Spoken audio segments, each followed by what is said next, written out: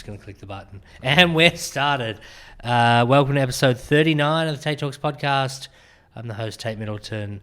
We have recurring guest of 5 seconds ago. I'm back because I never left. Yeah, David Hughes. What's going on? Pretty much. Well, this is part 2, but Yeah. I mean, we just recap on the last episode.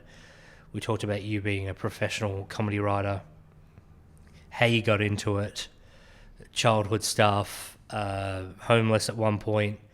How you got into writing was what we're going to talk about now. Is your travels and the blog and stuff a bit more in depth. Yeah, blog? cool. Is that the right term? Yeah, it was a blog. Yeah.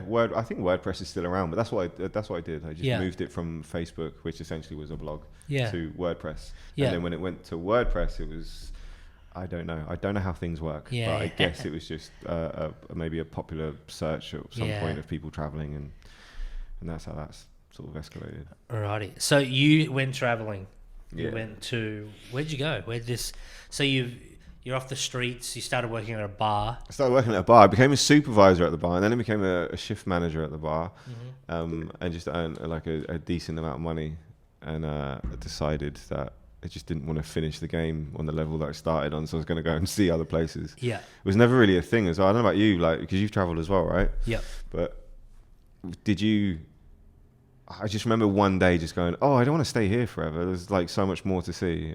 I wanted to go and like I said in that other episode, Bill Bryson books were the things that made me. This book called Neither Here Nor There is about his travels around Europe, and I just read it, and it was like, it was funny, but he just romanticized the whole thing so much for me, and I was just like, oh yeah, I'll do that. I'll do that. And Motorcycle Diaries too. Yes. That was one of the other things. I just went, oh yeah, I've got to go and see stuff. But yeah, as soon as I had the money, I never learned to drive when I was in England because it's quite because it's quite expensive, and I didn't need to either. But it's expensive, and I couldn't afford to like run a car or anything. And then as soon as I decided that I wanted to travel, I just thought, well, let's not put money into anything else. Let's just save and save and save. Yeah. So I can go for as long as possible. I didn't even know how long I was going to go for. So where'd you go? So you were living in England. First place I went was USA. Yeah. Like on that trip, I'd done like loads of other little trips and stuff, but it didn't gotten like the bug. Yeah, but when I left, I went to America, and I travelled basically just from like coast to coast. Yeah. Then I went to New Zealand. Yeah. Stayed there for a little while. Then I came here for like 5 days. I didn't like it. I didn't like it at all. Yeah. Well, I flew into Sydney. I was with a friend. Flew into Sydney, and he and I just walked around for a bit and saw some stuff, and then we were like, oh, let's go, because we decided, because we had just been in the US and we'd been in New Zealand, that we'd seen enough sort of boring white culture and wanted like some other shit. So we then flew to Perth, stayed here for like 3 or 4 days waiting for a flight to Bangkok, because we just wanted to do all of Southeast Asia, and that's what we did. But when I was here, it was just, I think it was like September, and it was just fucking raining constantly, and I hated it. I hated it. So I was like, oh, fuck this place. And I had no plans on coming back. And then about a year later, we did. Yeah. Well, I did. He went home. But came back here, and I was fell in love. As soon as I like decided that I'd do the work and holiday visa thing, because that's what I did when I came back. I worked on a farm for like probably about 6 months or so, and then we bought a camper van and just drove around the country. Yeah. But I didn't, because I couldn't drive still. So did the blog start from the US? I think the blog started when I was in Asia. Yeah.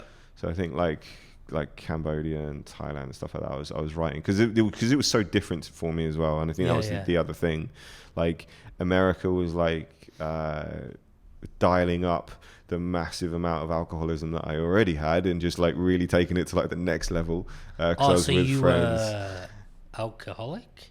I don't on the steps to become. Yeah, I think like definitely on apprentice? the way there. Yeah, I was an apprentice alcoholic. Yeah, nice. But again, I don't know what it was like for you, but places like South America really did it to me, when I would be just drinking like rum and tequila just all around the clock, like fucking no money either. Yeah, and just empanadas like in between sometimes, and that was my whole existence in that place. But I was very seasoned by the time I got there as well, so I was just.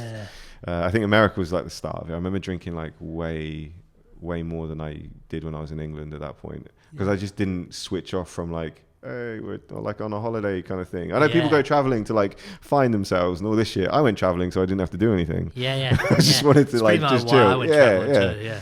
And I was like 25, I Yep. think. So yeah, it was just prime. And I didn't see anything wrong with drinking that much as well. Until I just started like, you know, maybe a year or two later, I was like putting on a lot of weight and just feeling like shit and looking like shit. And I was like, no, this isn't good. Yeah. This isn't good at all. But so that's what America was. So it was just a bit of a blur. New Zealand was very much the same. How long was America? How many months? It wasn't that long. It was like maybe 2 or 3. Yeah. And then New Zealand for like 1 or 2. Yeah. This is a long time ago. And then Asia just a lot longer because obviously cheaper, more fun. Yeah. Like I said, it was just so different. So it was really, really enjoyable. How long do you reckon you were there for? Maybe like 6 months or so. Yeah. Had you been back at home at all in this time? Or No, was it just non-stop traveling for nearly a year at this point? I didn't go back for about 10 years. I think I went back to England for the first time after about 10 years, and so that you're still was technically traveling. Yeah, but even then, it was to do the Soho Comedy Festival for we were doing a table read for a sitcom that I'd written with Matt Horn. Was it anyone else? No, it's just me and Matt Horn. So we who plays Gavin on Gavin and Stacey. He's like a British actor. It's very like sort of, I guess, iconic sitcom. But he's not really famous anywhere else. But but we did that, and then we filmed a thing called Carried Away, which was like a teaser for a series that we'd written. Yeah. And then that was I think that was the first time I'd been home in about 10 years, and it was so fucking cold as well. I'd never been so cold in all my life. Really? Yeah. I was like, I've forgotten what this place is like, and miserable too. And he lives in the Barbican. He lives in this beautiful part of central London, but I was just like, I don't want to come back here. Yeah. Don't want to be here. So then about 2 or 3 weeks later, I left. And my son was like 18 months old as well. Yeah. So it was so fucking difficult. Yeah. So horrible. Like crying myself to sleep. I was going, I don't want to be here. I want to be back home. So you only went back purely for work? Yeah. Yeah. So you did Southeast Asia, or Asia. Yeah. And then where does South America fit into this? South America fit in... I'd already been for like 3 months on a previous trip. Yeah. And then South America fit in after I came here, travelled around / worked in Australia for like a year. So you had a working visa? Yeah, on a working holiday visa. Just saved a shit ton of money while we were doing that. And then we went to South America. Yeah. And then came back here. South America, the second time though was how many months? It was a bit more than a year, I think. So you're very well travelled. Yeah. Yeah. Just very well bummed, really. Yeah. Like, again, you know what it's like. It's just not like, especially somewhere like that. I remember when the offer to write the book came up, I basically went to Quito in Ecuador. Okay. And just stayed in Old Town for like about a month or 2 in a hotel that cost me $1 a day. I just chilled there. That's all I did. Yeah. Still drinking heavily as well, but that's what I did.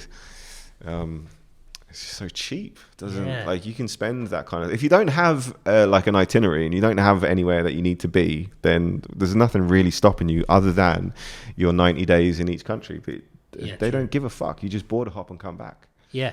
So we're doing that a lot. Yeah, that's pretty crazy. So you started writing these blogs, then so how did it get into the hands of someone to be like, hey, we like this, we want to make this into a book? I don't know. So to this day, you still don't know. I mean, it would have been the fact that the blog was getting very popular. It was getting like, sort of thousands of hits every day. Yeah. Which, I think is fairly decent, especially at the time. Like, I didn't really know what I was doing. I wasn't putting any effort into it other than just posting with a little like picture or whatever. Yeah. So you did it every day? No, because you know what internet's like when you're especially fucking 10 years ago. Yeah, true. You know what I mean? Yeah. So I was just, whenever I had the opportunity to, I would do that. And then I just got some random email. I actually got 2. I had 2 offers. One was to do a hardback, but as ridiculous as this sounds, the other one was to do just the digital books, but I would get 77% of all sales. They would all come to me, and I was just like, fuck yeah. Especially if I'm in countries where, because that was in Canadian money. Yes. Okay. They're a Canadian publishing house, and then if I was going to get that money converted into, you know, wherever I was at the time, I'm probably going to be in some fucking bumfuck, you know what I mean, like dirt poor country. This is going to be money that I could live on for like a week or two at a time. So yeah, that's I don't know how it came about though. I just a couple of emails in the period of about, I want to say like 6 weeks. Yeah. And I jumped on the one that I wanted the most. Yeah, and then they tell you what to do, like, you know, they like just, either like they give you like obviously like parameters and stuff, but this isn't like it's not like a HarperCollins deal or something like that. Do you know what I mean? There's no like advance or anything like that. Like this is like the basic of basics. Yeah. Which you know, knowing what I know now as well, there's not compared to what you get in a you know like an actual proper fucking book deal. It's the workload is very, very different. I was allowed to do it in my own sort of like time and everything. They just told me that I needed to take it down from public domain. Yep. So I did that and, you know, edited it and stuff. So that WordPress just basically disappeared so that I could use what I had in this book. Yeah. That was pretty much their only stipulation. They didn't give me a deadline or anything like that. It was just as soon as it was done, it was done. Yeah. So, which was cool. Because did you say you did 5? Yeah, I did 3 of the Last Clean Shirt ones, and then I did a parody of the Bible called The Bible for Breakfast, which is like the best-selling one. And then I did the last one I did was just as my son was born. I did a book called Once Upon a Time Ago, Ages Ago and That, and it was just a parody of fairy tales, because these are things that I'd sort of tailored to Twitter. I had these massive, you know, tweets about the Bible. I sort of made fun of those stories, and I did the same with fairy tales and things that people like really responded well to. So I was like, fuck it, let me do that. It's fun to write as well, and I know they'll do well. So that they were the last 2 that I did, and now I have no urge whatsoever to ever do anything like that again. Yeah.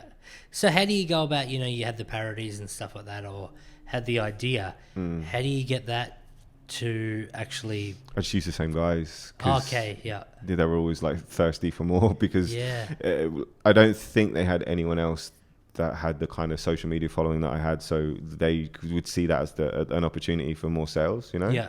So, and obviously they're getting a percentage of that. So anytime I came to them with an idea, to be honest, like, it could have been anything, I think. And they would have just been like, fuck yeah, do it. Yeah. Because they would have saw that or seen that as just, you know, an opportunity for them. Them to make some coin as well. Yeah. So as soon as you're in. I think it's the same with pretty much everything though, really. Yeah. Did your money get better? It got later ones that you wrote? Yeah, it got better for the Bible. Or the percentage? Oh, just in general for you. Yeah, I mean, I just sold way more of the Bible for breakfast, like way more. How does it work? The actual, like, so did you say you get 77%? Yeah. Yeah. So just every copy sold.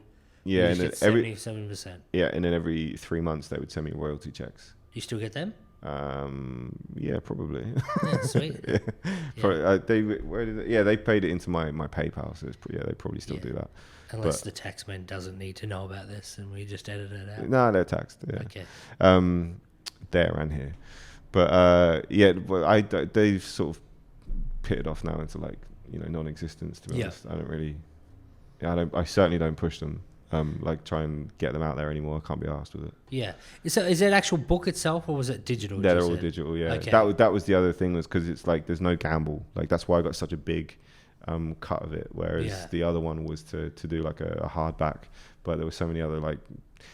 Yeah, it's a huge gamble to take a risk on somebody who's not even a fucking writer, basically, to write a book and hope it does well and not have to burn fucking however many thousands of copies they're going to print. So, made more sense to do it this way. Yeah. Do they give you any guidelines of like, don't say cunt or anything? No, you know, nothing. There was like when I would get the first edit back, like sometimes they would change some shit, and then I would just be like, "Why did you change this?" Yeah, okay.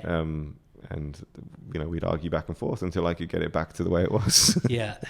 So it always got back to. Yeah, I don't think there was anything that I had to change actually. Yeah. Because they didn't really care too much, which is probably not the case with those bigger publishing houses.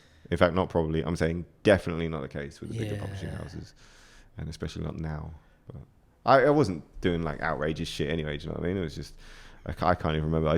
There were a few things that in one of the books they were like, "Oh, we're thinking changing this to this and like change the order and stuff." I was like, "Nope, that's not the order we're telling that story in." Yeah, okay. Yeah. So what would you what are actually like? You know, the travel blog that you did, like the first 3 was the one clean shirt. What was it? Last clean shirt. Last clean shirt.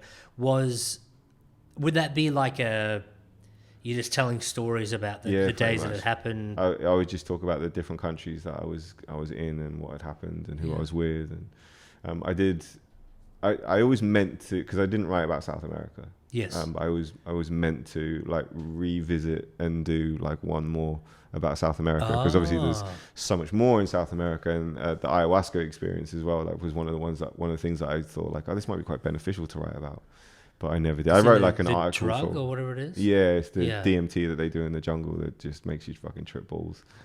What? So wait. So you did that in the jungle of, where was it? I did that in Peru. Yeah. What was that like? In Iquitos. That was fucking wild. You didn't do it? No. It's I'm too scared that I would like eat a baby or something. Well, I have never done drugs before, right? And I had never done drugs before, and since I've never done anything.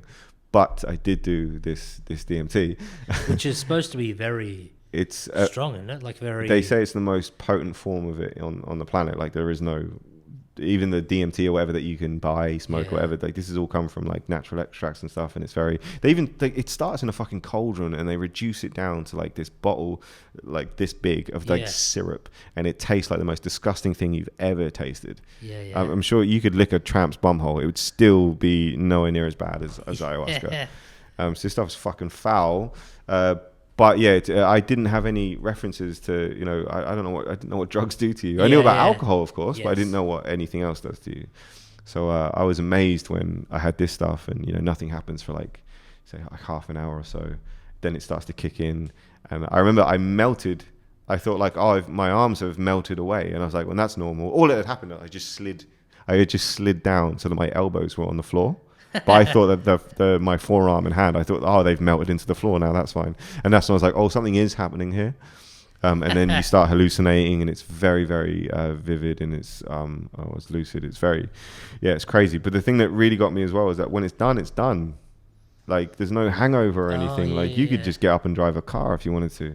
Yeah. It's very, very weird like that. And I didn't know if that's what like, cocaine was like, or heroin or whatever. Like, do you like do this drug and then you just snap out of it? Because that's what happens with ayahuasca. You literally snap out of it.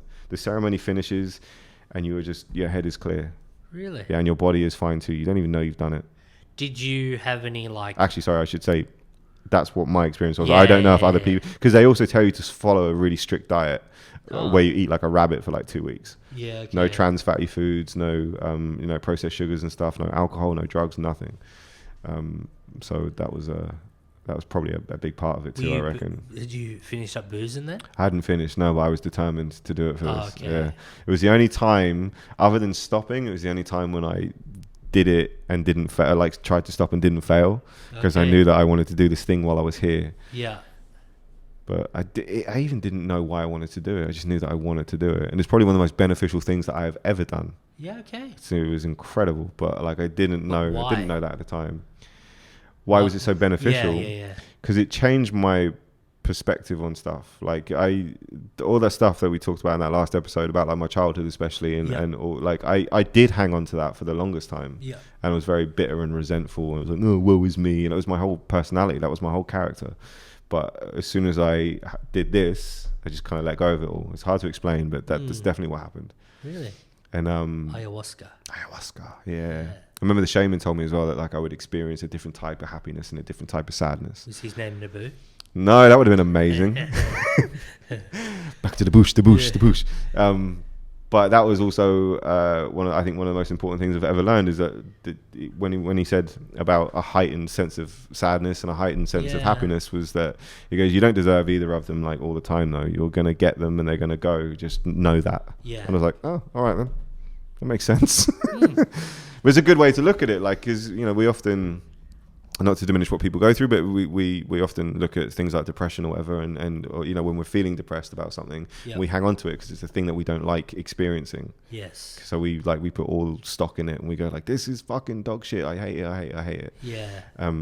But if you can take a little step back, you can understand that this is just the thing that you're in right now. Yeah. And you're not going to be in it all of the time. You don't deserve to be in it all of the time. You're not going to be in it all of the time. And it's the same with happiness too. And when you're really happy, that's excellent. But you know, is this the thing that you should be chasing? Do you think that you should be happy every minute of every fucking day? I think that's quite unrealistic. Yeah. Both of them are. But you know, when you see people that are always smiling and happy.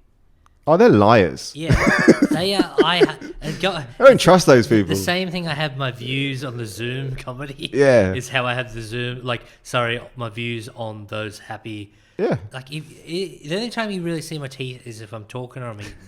There's no smiling. It just doesn't happen. Yeah. I think I'm broken in that way, but like, they're scary. They are scary. They're the cunts doing the bad stuff. Yeah.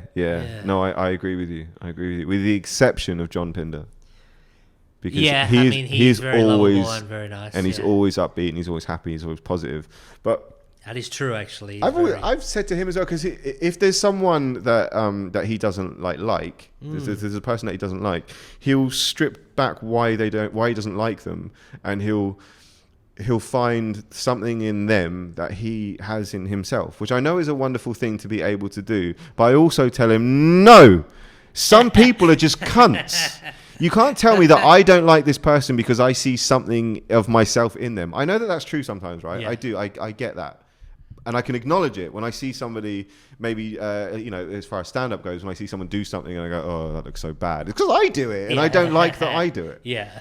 But some people are just cunts. Yeah. And you can just go, oh, no, he's a cunt. I'm not like him. He's just a cunt. I don't want anything to do with him. That's fine. That is what. So he envisions or goes. Even if he hates that person, he will go. But there is something that I like about them. Something that, or something maybe that he admires, or whatever. Or I think more fundamentally, he will. Let's just say, for example, he didn't like me. Like if he hated me, his thing would be, why do I hate him so much? It's because he has these traits that I have in myself that I don't like about myself. And that's why when I see them in him, they enrage me. But it's not, it's because I'm insecure with myself. And that's a wonderful thing that he does. It's great. But I also think that sometimes it's not the fucking case. Yeah. Sometimes people are just cunts, you don't like them. Just don't tell him you've done this podcast. And no, I've had this conversation with him. Yeah, okay. Now it's the conversation to the world. Yeah. Love you, Pinder. He is very, very, very funny. He is. And we were talking about him earlier. We were. How could he actually? I don't want to talk about it now because he will listen to this because I'm on it. So I don't want to say nice things about him because then I'll edit it to make it look bad. Okay, good. Yeah, do that then.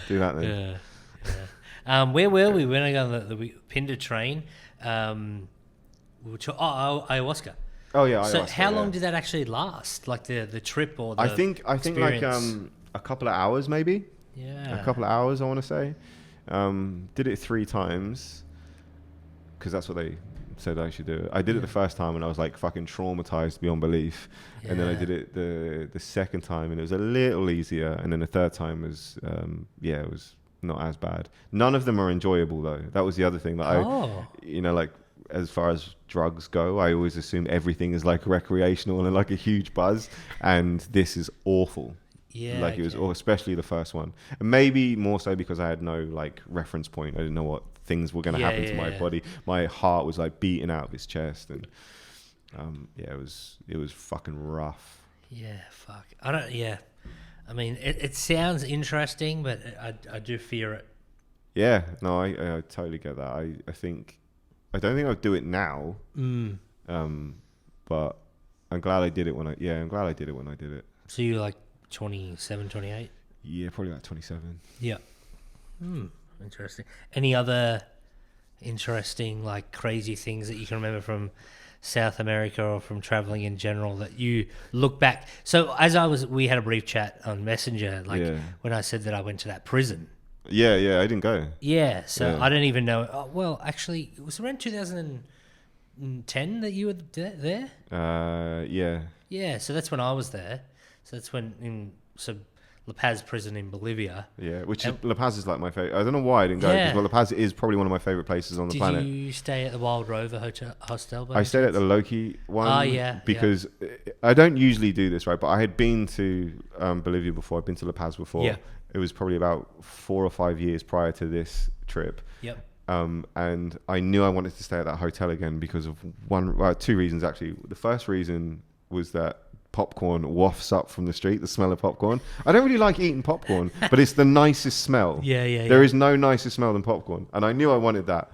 And then the second one was that there's this little like bakery on the street, like right below it, with an internet cafe. And I was like, I also want to be there for that. So when we got there, me and my friend Kevin got there, I marched him through the streets like I knew this place like the back of my hand. And there were actual marches and protests going on in the streets at the time that we had to like sort of navigate through. And he was like, this fucking place better be worth it. I was like, I'm sure it is, because it'd been a long time as well. But I was just like, how do I tell him I'm just doing this because of the smell of popcorn? Like, just go to a fucking cinema.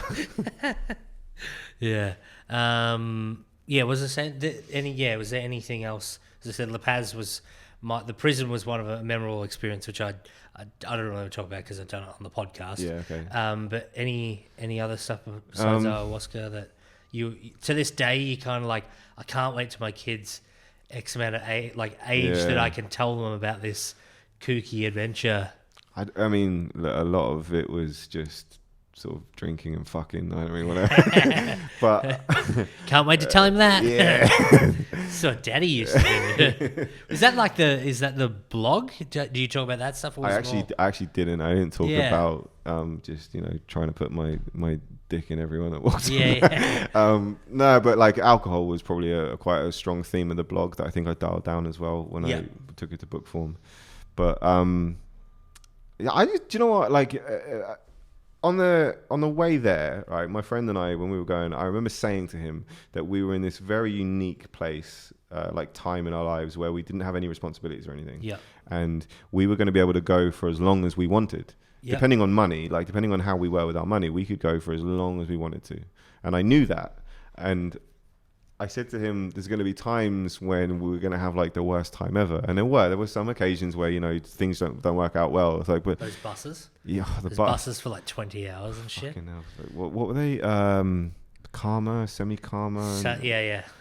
Which just was the extent. Yeah, it's just how much the seat would go back. And like, what the fuck you are? I don't give a shit about it. I don't know if karma means sleep or recline or whatever the fuck it is.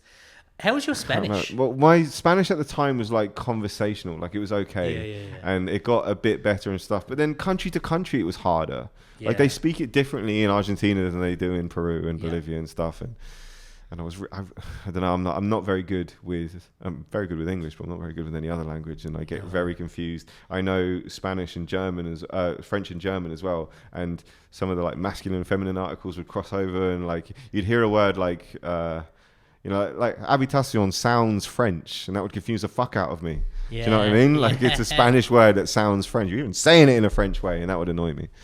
Just like it was fairly basic. I got by though.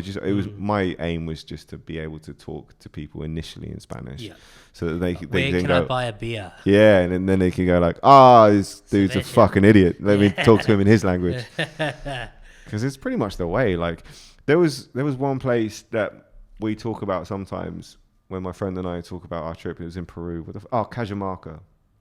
It's this place. Yeah. So we went to a port.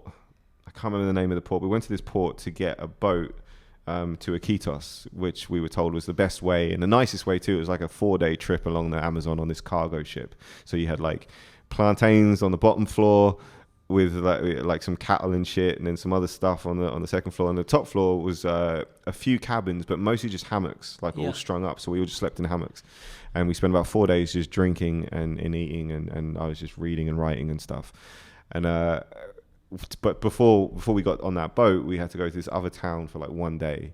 For like 24 hours we had to spend in Cajamarca, which was like the most shittest place I've ever been in my life, and everyone hated us because we were white and we just shouldn't have been there. I think I don't know, I probably shouldn't say that, but that's how it felt like everyone was looking at us like we were these like tourists, like that no one really wanted to have around, and it was fuck all to do. So we would the bus to get us to the next place that we needed to go left at say like 10 o'clock in the morning or something like that, and there was only one a day, and we would get so bored that by like midday, 1 o'clock, we would just start drinking, and then we would drink around the clock until about sort of like 6 or 7 in the morning, and then we'd like pass out, and then we'd be stuck there again for another day, and we just couldn't get out. We were stuck there. I don't want to say how long we were stuck there for, but we were stuck there for no, as in I can't remember. Oh, really? Oh, okay. Yeah, it was just like we just kept doing that stupid fucking thing, and our go-to thing as well was just to play cards. Like we would play like shithead and stuff like that all the time.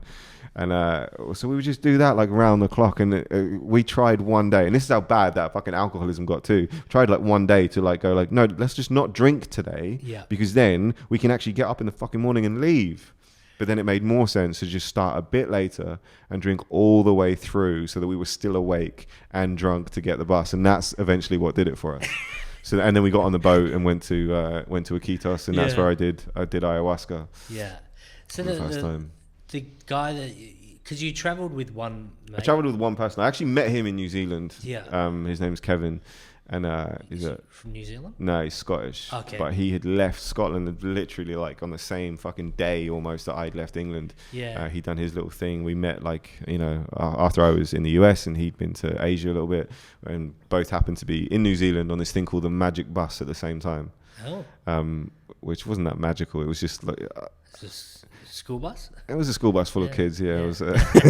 No, it was like you paid a certain amount of money, and they drove you around the North and South Island. But like you could stay with the bus, or you could just choose to stay where you were, and then the next magic bus that came around would pick you up. Magic Bus is just the name of the company, I think. So it's just a hop on bus. Yeah. But in longer form. Yeah, basically. And we just liked the group that we were with so much that we would kind of like stay together. And Kevin and I got on really well, and we ended up coming here together. And then we just travelled from then. Yeah. It's a close friendship. Like I went to his wedding. Like we are still very good friends today. Yeah. He lives in Adelaide now. Do you find yourself that you will chat to... Because one of my mates, Jake, that I went to South America with, because the rest of my travels have all been alone. Yeah. Canada and UK and I did a lot by myself. Yeah. So do you find that when you chat or have one of those moments where you just catch up, and then all of a sudden a memory will spurt into your head, and you're like, hey, do you remember this? Do you fucking remember? Yeah. Yeah, it's so funny. It is. So I had been to, like I said, I'd been to South America before. Yep. And then when I went with him, there were some things that I just knew he needed to do. Yeah. Like, for example, Machu Picchu. Yes. I did it because, everyone's like, it's a once in a lifetime opportunity. So I did it twice, because why the fuck not? Yeah. But I was there again. So we went to, did you go? Yes. Yeah. So I didn't do the trek though. I just did the train. So you went to like Agua Calientes and then climbed up in the morning? I didn't even know if we had to do much climbing, to be honest. Oh, did you get the bus? Yeah. No, okay. Train, then a bus. Yeah. So you get the train from... Fuck, I forget the name of the place, but I can't remember any of those small towns. Like, not a single fucking one. I'm pretty good, but he's like Rain Man with it. So if I forget anything, like he was like, no, it's this place. But the place like right at the foot of Machu Picchu is Agua Calientes. Okay. So you get the train from fucking somewhere to Cusco. Yeah, you get it from Cusco. Yeah, okay. That's my other favorite place in the fucking world, actually. So you get it square, and everyone's like, yeah. Did you La notice Plaza. how much drugs they tried to give you when you walked around? Oh boy, it was absurd. Do you know what? There's a place in the north of Peru called Mancoa, and I was there by myself because Kevin had met this girl, and he like went off and did his thing, and I was like, cool, I'm gonna go and do this thing, and we'll meet up again in a couple of months. Yeah. And when I was by myself, I went up the coast of Peru because I hadn't seen like much further north than Mancoa, and there was this bar. I forget the name of the bar, but they would literally bring out cocaine on a tray for you. Really? With your beers. Yeah. It was that fucking ubiquitous that it was just. It was like the tapas of. Yeah. Everyone was fucking. I mean, and I never tried it. Like, nothing about it appeals to me. Certainly, nothing going up my nose made it. That just makes me cringe. But I never tried it. I just drank a fucking lot. Mm. Yeah, and of course ayahuasca. Yeah. That one sounds. Ayahuasca. I don't know that one just freaks me out. I'm just scared that what's in my brain is unleashed. It does. It unlocks some fucking demons. You got to be ready for them. But once they're out, I guess that was the. How did we get onto that? What were we talking about before? Just in general. Oh, I was asking you what you enjoyed. Crazy things. Yeah. Sorry, that was my point. I enjoyed I made a point of just fucking soaking up every minute, knowing that there's never going to be an opportunity in my life, because I didn't realize I was going to be a professional comedy writer and would never have to do anything again anyway. Yeah, but at that point, I was like, okay, so I have this window now where I don't have to get up, I don't have to set an alarm, I don't have to do a fucking thing I don't want to. I could literally, if I wanted to, I can just stay in this one city right now until a visa expires, and I just go hop across the border and come back. I can do whatever I like. So that was my, I was just appreciative of that. And I would think back to like shit jobs and shit stuff and be like, don't have to do that now. Don't have to. Even here, because I loved it here, but I worked on a farm for like the best part of a year up in Baker's Hill, like wanking off horses and stuff. And more on that later. I didn't really do much of that, but I did some of it. But it wasn't a very nice job. It was a beautiful place and everything. It was a great opportunity to make money and things like that, but it wasn't a very nice job at all. Yeah, I assume the horses were happy. The horses loved it. I mean, the horse cum tastes like shit. So when I got to South America, I would just think back to times like that and be like, fuck, we don't have to do that anymore. See, that's the thing, the little difference, because I was 19 when I went to 18? Yeah, 19 when I went over to, and like a new, was I? 19, and that I didn't have working knowledge in my head. You know, I had apprentice plumber for a couple of years. Hated that, and that's one of the reasons why I went traveling, because my mate was doing a gap year. Yeah, you're like, fuck it, I don't want to work. Yeah, and he was meeting up with his brother in Brazil, and we ended up staying there for like 3 months. Oh yeah, you said that was the place you spent the longest time. We did 7 months all up and did all that type of stuff. But I didn't have that working knowledge, and I remember talking to an English dude when I was in Brazil, and he goes, I can't believe, because my mate was 18, I was 19. Yeah. He goes, I can't believe that you guys are doing this at this age. Yeah. I'm 50 years old. I had to go through a divorce for me to get out of the country and kind of like spread my wings. And, you know, I've worked since I was your age. Yeah. And me and it never resonated, because we were just like, but Australians just do this. And he was like, no. That's a myth. Yeah. You get that. I think it is too, because most Australians that I know haven't travelled, especially people here in WA. It's like, WA is big enough. Yeah, and I'm not fucked. I'm not like shitting on people either, but like it's a very common thing that like people will if they're from Perth, they will travel around WA, because that's a big place. Yeah. It's not that big, but it's a bit, it's a big place, but most people haven't left the country. Yeah. I mean, WA people are just backwards fucks. So, but like being born in Ireland and living in England, like on 2 tiny fucking islands, there's no way you're not gonna leave at some point, you know? Because it's just like you take the wrong like turn in England, and somehow you're in fucking people are speaking a different accent. Yeah, how am I in Scotland? Yeah. It's that's. But it's a good point though, because him being 50, that's not something that I would want to do. I have an older sister. She's 4 years older than I am, and probably about 8 years ago or so, she wanted to go on a little trip around Thailand. I think it was Thailand. Yep. I want to say it was Thailand. But anyway, she went for like 3 weeks or something, so not like long. It was just a trip. But she was talking about staying in like hostels and stuff like that, and I was like, can't think of anything worse. And you're older than I am. Yeah. Like even when I was like 25, 26, I was still aware that most people, because like people from like all over Europe and stuff, and most people were at least a couple of years younger than me. Yeah. It wasn't not to the point where I went, I feel so out of place here, because it's only a couple of years. But I just noticed that I thought, there is a window here where once you hit a certain age, you don't stay in hostels. Like if you're 30 and up, I don't think you stay in hostels. I think you just get used to like a bit more comfort. Yeah, you're like, I like to sleep, and you also have money. Most of the time too. But also there's that social aspect too. Like most of us when we're younger and we go away, we want to meet people and drink and stuff like that. And if you go and do it in a hotel, it becomes way harder to then go and ingratiate into a group of random people while you're out, as opposed to if you're all staying in the same place. Yeah. Like I stayed in this hostel. It was like the best fucking hostel I've ever stayed in. I think it was called The Rock, and it was on Koh Phi Phi in Thailand. Yep. And it was just like this big old fucking ship thing or whatever. But it was, it was mixed dorms. It was like about 40 people in one space. Yeah. And it was just beach parties like all day. And it was great, because I was like, I wouldn't have got this if I stayed in a hotel somewhere. Yes. Yeah. And again, I was only like 25 or something, so it was Yeah. fine. But I was like, oh yeah, this doesn't happen if you don't stay in a hostel.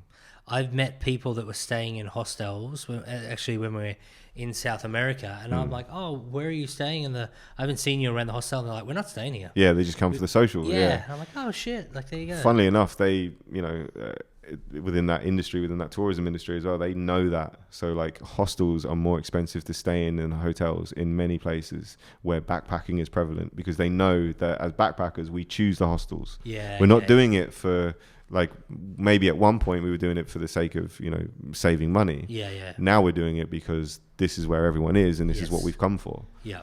So Ecuador is a prime example. $1 a day for a hotel, which is just my own room, as opposed to it was about $2 to stay in some of the hostels. Yeah, that's fucked. $1 a day. What's a hotel that's $1 a day like though? This was fine. It was just an average sort of size bedroom, like probably like, I don't know, a bit travel lodgy or whatever, but older, because it was it was in South America. It was in an old building, so it had a bit more character than that.